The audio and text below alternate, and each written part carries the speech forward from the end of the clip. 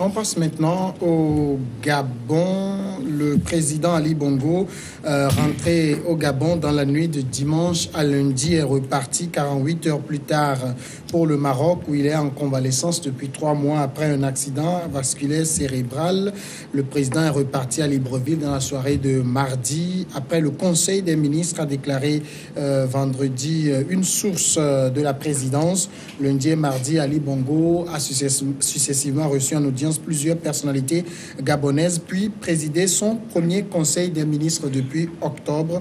Lors de celui-ci, des centaines de personnes ont été nommées. Plusieurs de ses proches collaborateurs ont été remerciés, notamment le chef de sa sécurité privée depuis plus de 30 ans, le Coréen Park Sang-chul. Son retour de 48 aura aussi été l'occasion pour lui de circuler dans certains quartiers de Libreville où il a salué les badauds depuis la vitre de sa voiture. Finalement, Ambroise Ponjo, Ali Bongo est venu un peu faire le one-man show et puis il est reparti. Bien évidemment, il a fait son one-man show. Mais c'est un métier, c'est un monsieur à moitié mort, à moitié vivant, qui gouverne le Gabon par procuration. C'est une gouvernance par procuration. Il est malade, il n'est pas à moitié mort. Oui, quand on dit la personne est à moitié morte, ça veut dire que la personne, d'abord, est-ce qu'il peut courir, il ne peut pas courir? Est-ce qu'il peut se lever? Est-ce que c'est la mort, celle qui ne court pas? Oui, est-ce qu'il peut se lever?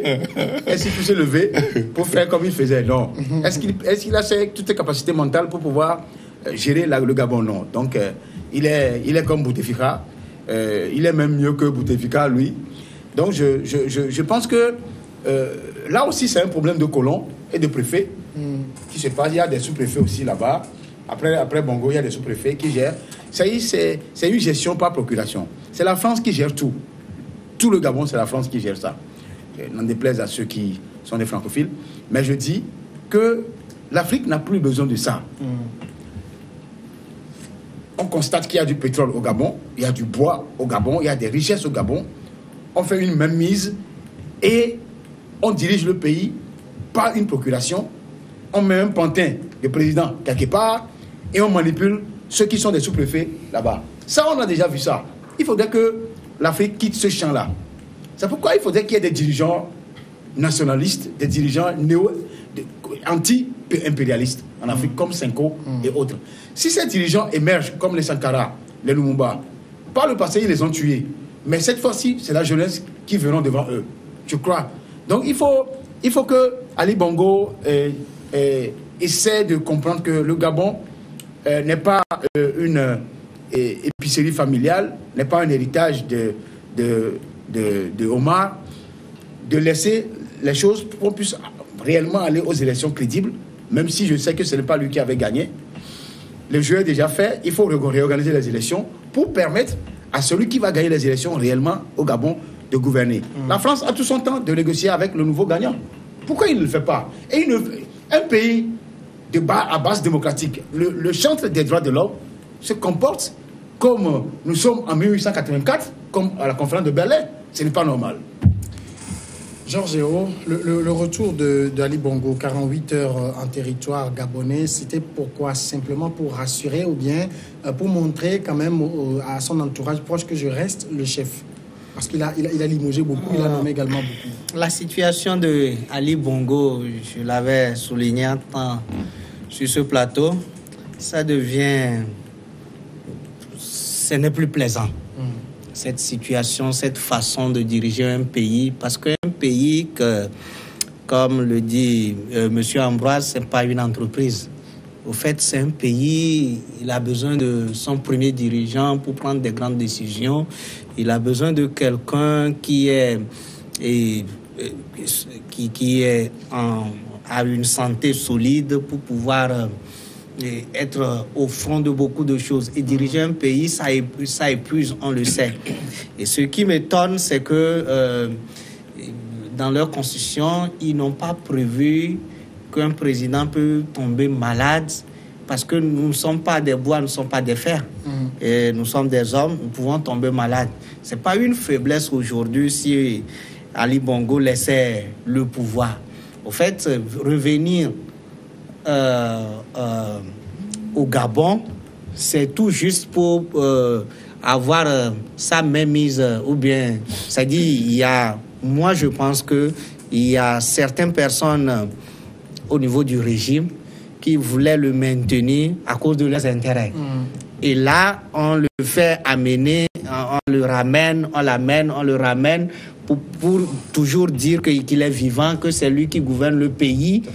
Et c'est ce qui se passe au jour le jour. Ça devient une routine. Mais c'est très, très dangereux pour un pays. Un pays, comme il a dit, au fait, dans nos États, nous devons savoir qu'aucun homme n'est indispensable. Il n'est indispensable, c'est normal. Son papa, si on dit que son papa est indispensable aujourd'hui, il n'est plus. On a trouvé une autre personne et c'est lui. Aujourd'hui, s'il n'est plus ou bien n'a pas la capacité physique suffisante pour gouverner le pays, qu'il passe la main à une autre personne et là, ça va être mieux. Donc, et sa venue, c'est pour encore mettre la main sur le pays, surtout ceux qui ont leurs intérêts cachés et derrière cette gouvernance mitigieuse de Ali Bongo. Dimas, son retour, on l'a rappelé, était marqué quand même par des centaines de nominations ainsi que de limogeages, dont le chef de sa sécurité privée depuis plus de 30 ans. Est-ce que la tentative de putsch est passée par là? Oui, bien sûr. C'est pour réajuster les choses, essayer de resserrer les boulons pour pouvoir mettre sur les rails le régime. C'est vrai, à des moments donnés, un pouvoir a besoin des personnes de confiance. Vous ne pouvez pas être au sommet de l'État sans avoir autour de vous des hommes de confiance. Donc quand on replace les pions, ça n'a rien de mal. Maintenant, on ne peut pas dire aussi que parce qu'il est malade, immédiatement, il faut le chasser. La maladie, ça peut arriver à tout le monde peut tomber malade.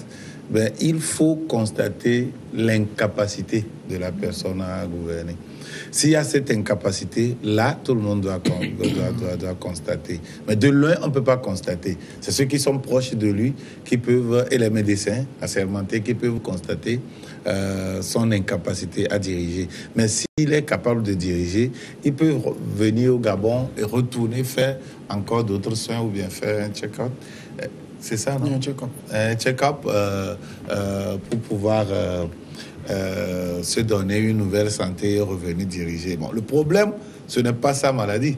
À partir du moment où il n'est pas frappé d'une incapacité à gouverner, dans ce cas, on ne peut pas mettre obligatoirement sa maladie devant.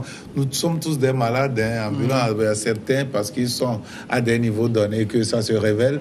Il y a d'autres qui sont plus malades. Vous allez les voir dehors. D'ailleurs, à partir du moment où nous grandissons, il y a aussi des tissus qui se dégradent en nous. Et puis, il y a des maladies qui sont logées en nous. Nous sommes tous des malades. Et donc, a priori, être malade n'est pas un problème et aucune constitution au monde n'a prévu la maladie. Mais on prévoit l'incapacité temporaire. Voilà, l'incapacité temporaire à gouverner. Et puis, on prend des dispositions au niveau de l'appareil d'État pour pouvoir assumer la continuité de l'État. Moi, je pense que ce qui se passe au Gabon, c'est une preuve que le pays est stable et que les institutions de la République sont stables. C'est très important pour que le pays puisse avancer. Maintenant, en ce qui concerne la gouvernance personnelle d'Ali Bongo, ça, c'est un autre débat. Et sur le continent, il n'est pas le seul à être malade. Du moins, c'est déclaré. Il y a pour... Bouteflika, c'est indescriptible, mais on ne peut même pas en parler. Et pour, à côté de nous ici... Côte d'Ivoire. L'Ivoirien aussi s'est fait opérer, Talon, tout récemment, c'est annoncé. Et le Nigérian. Oui, le Nigérian qui a passé un long moment à Londres pour se faire soigner. Donc, a priori, la maladie, ce n'est pas un problème. À partir du moment où il n'y a pas une incapacité à diriger. Ambroise. Vous savez que les maladies des présidents ont été toujours un tabou, un mythe en Afrique. Et quand Dimas disait que son incapacité à gouverner le pays n'est pas aussi une chose à mettre en exergue pour dire que Bongo Ali ne peut pas gouverner le pays. Quand je prends le cas d'une entreprise, même si l'État gabonais n'est pas une entreprise, quand vous êtes dans une entreprise, vous êtes improductif, on vous donne jusqu'à un temps, 6 mois, et on vous libère. On vous exonore. Il y a des primes que vous prenez jusqu'à un temps, parce que vous n'avez pas demandé à être malade. Ça veut dire que vous êtes improductif dans l'entreprise, ce pourquoi on vous a recruté, vous êtes un CDI ou un CDD, vous ne le produisez pas, on vous libère, on recrute une autre personne. C'est ce qui devait faire. Et prenons maintenant le cas d'un État. Un État où les peuples ou les populations ont besoin de quelqu'un de viril, d'intelligent, pas forcément d'intelligent, d'éveillé et qui s'entoure des gens rodés. C'est vrai que Dimanche l'a dit qu'il y a un semblant de stabilité au Gabon. Il n'en demeure pas moins que cette stabilité peut être trompeuse. Dans la mesure où on a déjà frôlé un coup d'État la dernière fois. Ce qui n'a pas marché. C'est plastiqué ou pas. On sait aussi en Afrique que ces coups d'État peuvent être plastiqués. Qu'on le met sur le dos des gens, qu'on l'enferme en prison parce que c'est des gens qui ont été déjà redoutés. Maintenant, ici dans le cas gabonais, je le dis et je le précise et je le redis, que le Gabon n'est pas un pays comme nous on le voit comme ça, de façon physique comme ça. Le Gabon est toujours cette colonie française. Que les Gabonais m'en excusent. Vous pensez que la France va laisser du pétrole dans les mains des Gabonais comme ça, le bois, ils sont riches. Ce pays de 1 200 000 habitants est immensément riche. 90% du territoire est occupé par les forêts et les eaux. Alors que c'est là où se retrouvent toutes les richesses du monde, de ce pays. Donc, c'est les Gabonais qui doivent revendiquer ce qui est le leur. Et leur a sonné que la France quitte définitivement le continent africain. Nous, on ne va pas cesser de leur dire ça. Parce que c'est une honte. C'est une honte. Les Italiens. C'est une honte pour la première démocratie. Pas la première démocratie du monde. Pour le chantre de la démocratie des droits de l'homme, de contingenter et de mettre la main sur les richesses d'un pays qui n'est quand même pas pour le moment, un quartier de la France. Il appartient aux Africains de se libérer. Je rappelle tu vois qu'à chaque fois, je reviens sur ça. Le problème du continent africain francophone, c'est toujours la France. D'accord, on va marquer la pause. On revient après parler du Togo.